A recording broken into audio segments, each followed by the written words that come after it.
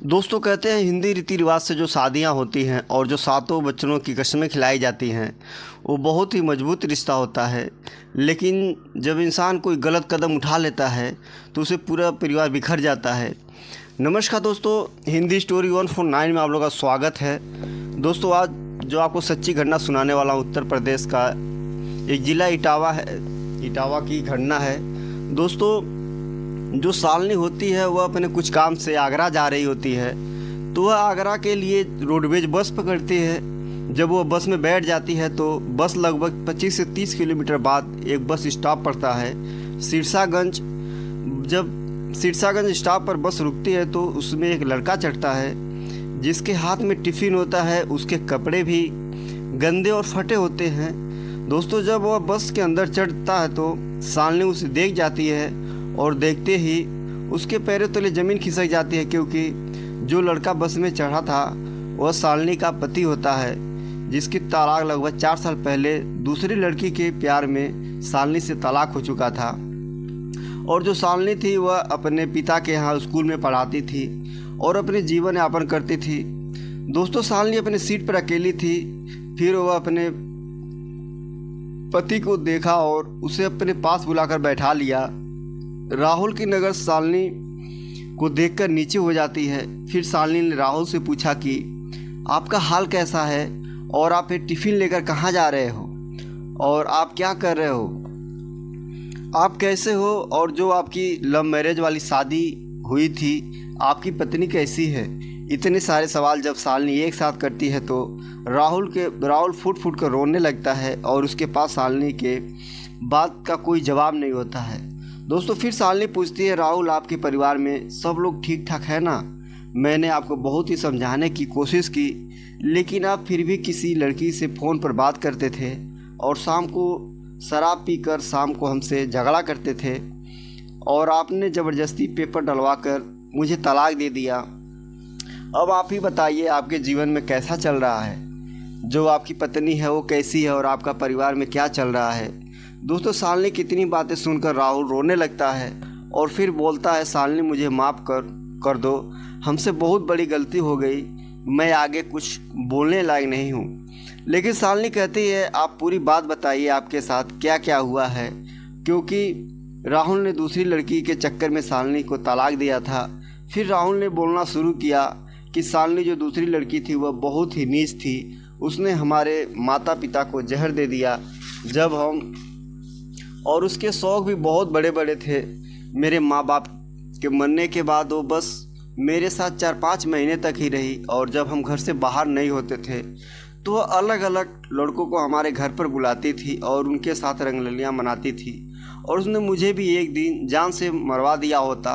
जब राहुल अपनी सारी बातें बता रहा होता है तो शालिनी राहुल की बातों को बड़ी ध्यान से सुनती है और फिर शालिनी बोलती है, फिर क्या हुआ, तुमने कोई कार्रवाई नहीं की उस लड़की पर? राहुल बोलता है, मैं कार्रवाई क्या करूं, उसने घर में जो भी जेवर थे वो सब लेकर भाग गई। राहुल कहता है, उस लड़की के चक्कर में मैं बर्बाद हो गया, मेरा सारा घर खेत बिक गया, घर गिरवी है, मैं रोड पर आ गया। अब मेरे पास खोने के लिए कुछ भी नहीं है, बस मेरा शरीर ही है। दोस्त मैं रोज़ मजदूरी करता हूँ और शाम को आता हूँ तो मकान की भरपाई करता हूँ, अपने खाना बनाता हूँ। फिर शालिनी बोलती है, फिर आपको दूसरी शादी करने की इच्छा है? फिर राहुल बोलता है, नहीं अब हमारी कोई इच्छा नहीं है। फिर राहुल शालिनी से पूछता है, क्या आपने कहीं पर घर बसाया कि नहीं, आप भी अभी तक अकेली ही रहती हैं? फिर शालिनी ने बोला, मैंने अभी तक कोई घर नहीं बसाया, शादी एक बार होती है, बार बार नहीं। आपने मुझे छोड़ दिया, मैंने आपसे कुछ कहा नहीं, और फिर घर बसाने की इच्छा क्या है? जब राहुल इन बातों को सुनता है तब वह फुट फुट कर रोने लगता है। फिर शालिनी बोलती है, हमारे घर शादी के लिए रिश्ते बहुत सारे आए लेकिन हमने उन सबको मना कर दिया। जब एक शादी नहीं चला तो दूसरी शादी का क्या भरोसा, फिर वह आप जैसा निकल जाए और वो भी रिश्ता सही से ना चले तो क्या होगा, ये सब सोचकर हमने मना कर दिया। शालिनी जो होती है वह घर पर स्कूल चलाती है, घर पर बच्चों को कोचिंग पढ़ाती है। राहुल की दशा देखकर शालिनी को तरस आ गया। उसने अपने पर्स से 2000 रुपये निकाल कर राहुल को दिया। कि जाकर आप कोई ढंग का कपड़ा खरीद लीजिएगा। राहुल उन पैसों को लेने में संकोचाता है। धीरे धीरे राहुल का बस स्टॉप आ जाता है, लेकिन शालिनी को उस पर तरस आ जाता है। वो सोचती है कि इसका जीवन बर्बाद हो गया है, अब इसके पास कुछ भी नहीं है, सब बर्बाद हो गया। ये सोचकर शालिनी राहुल से बोलती है कि ठीक है, आज तुम ड्यूटी पर मत जाओ, चलो आज हम लोग आगरा का ताजमहल घूमते हैं। लेकिन राहुल के पास आगरा तक का टिकट नहीं था, तो शालिनी कहती कोई बात नहीं, हम टिकट ले लेते हैं, हम दोनों चलते हैं। शालिनी की बात सुनकर राहुल भी हाँ कर देता है। फिर वो दोनों ताजमहल जाते हैं, खूब घूमते हैं और अपना एक फ़ोटो खिंचवाते हैं अलग अलग। वहीं से उन दोनों में प्यार शुरू हो जाता है। शालिनी राहुल की हालत को समझ सकती थी और सोचती है सुबह का भूला अगर शाम को वापस आ जाए तो उसे भूला नहीं कहते। फिर वो दोनों घूमने के बाद एक होटल में खाना खाने जाते हैं। दोस्तों वहीं पर अपनी पुरानी बातें करना शुरू कर देते हैं। उसके बाद आरती बोलती है अब आप क्या करेंगे और कहाँ जाएंगे? फिर राहुल बोलता है आपको तो सब बता दिया हूँ, मैंने रोज़ का वही मेरा काम है, कमाना खाना। मैंने जो तुमको 5 लाख रुपए दिया था मकान गिरवी रखकर, उसे ही छुड़ाना है।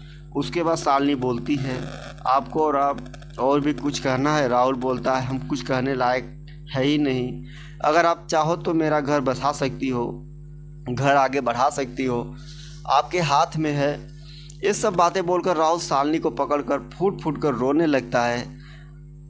आरती होती है, राहुल पर तरस आ जाता है और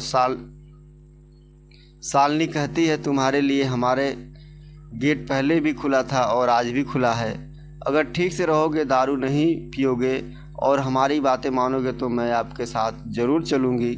राहुल शालिनी की बातें सुनकर बहुत खुश हो जाता है और कहता है अब आप जो भी कहेंगे हम वही करेंगे। शालिनी और राहुल आते हैं सिरसागंज, अपने घर रुकते हैं। शालिनी अपने पिता को फ़ोन करती है सुबह का भूला अगर शाम को वापस आ जाए तो उसे भूला नहीं कहते। शालिनी के माता पिता शालिनी की बातें सुनकर बहुत खुश हो जाते हैं। फिर शालिनी राहुल को लेकर अपने घर आती है, वहाँ से सारा सामान लाती है और दोनों स्कूल में मिलकर पढ़ाने लगते हैं। उन दोनों का ज़िंदगी अच्छे से फिर करने लगती है। दोस्तों कहानी सुनाने का उद्देश्य आपको परेशान करना नहीं था, क्योंकि जो शादी का रिश्ता होता है उसे 2 परिवारों का मिलन होता है। अगर रिश्ता टूटता है तो दोनों परिवार बिखर जाते हैं। अगर आप